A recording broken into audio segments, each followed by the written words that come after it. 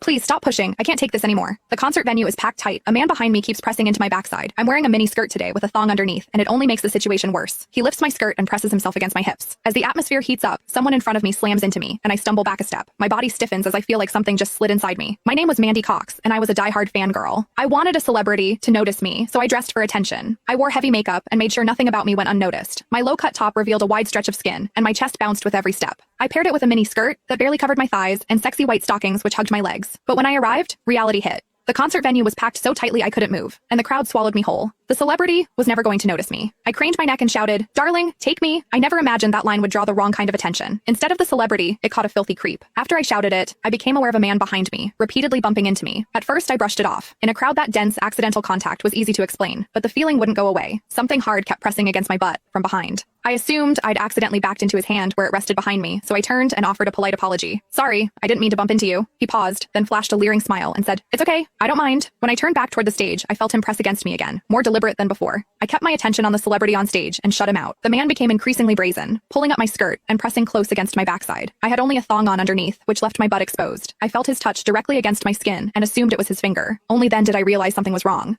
The pressure was warm and solid in a way a finger could never be. My mind lurched as the truth hit me. In the 20 years of my life, this was the first time a man had ever molested me. Fear surged through me, sharp and overwhelming, and my body reacted with an instinct to flee, but there was no way to move. The concert floor was packed wall to wall, leaving me stuck where I stood. I drew myself tight, bracing as if tension alone could keep the fear out. As I did, my hips closed around the man's so-called finger, trapping it between my cheeks. An unfamiliar sensation followed, and warmth rose to my face. What confused me was that I didn't recoil from it. There was a muted comfort to it, and against my will, it sparked a faint sense of expectation. The man behind me seemed to take it as a signal. He moved in closer, repeating the motion until the intrusion was unmistakable. I had lived a sheltered life as a college student, and now I was being toyed with by a stranger while surrounded by people. Shame surged within me without warning. I felt the urge to sob, but my throat closed, and my voice deserted me. Worse still, the pressure forced my thong inward and sent a restless, prickling discomfort through my body that wouldn't fade. A quiet, involuntary sound escaped me, and the embarrassment followed instantly. I gathered myself and strained to suppress it, holding it down until my throat tightened. The blaring music and the screams around me drowned everything out. With every eye fixed on the stage, no one was aware of what was happening to me. At the same time,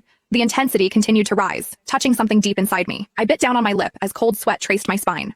My awareness was tipping back and forth between humiliation and a pleasure I couldn't bring myself to name. I knew I couldn't take it anymore if it continued, so I turned sharply to face the man behind me. "Please stop pushing. I can't take this anymore."